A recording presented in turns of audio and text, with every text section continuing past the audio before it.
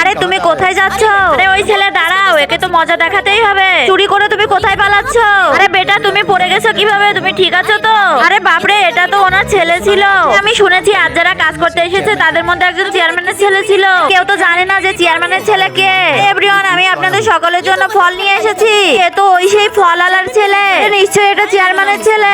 High, আমার নাম Muskan. Sir, আপনার এত কাজ করার কি দরকার? আশ্চর্য, আমি করবো না তো কে করবে? আমি আছি না, আমি করে দেবো আপনার সমস্ত কাজ। থ্যাংক ইউ সো মাচ আমাকে হেল্প করার জন্য। ফলওয়ালা, তুমি করবে এই সকল কাজ? তোমার কাজ তুমি করো না, তুমি ওনাকে কেন বিরক্ত করছো? কালকের মধ্যে কাজ কমপ্লিট হওয়া চাই। তুমি চিন্তা করো না, ওভার টাইমে আমি তোমাকে হেল্প করব। ওভার টাইমে আমাকে হেল্প করার জন্য তোমাকে অনেক ধন্যবাদ। চেয়ারম্যানের ছেলে একটা পার্টি অর্গানাইজ করেছে।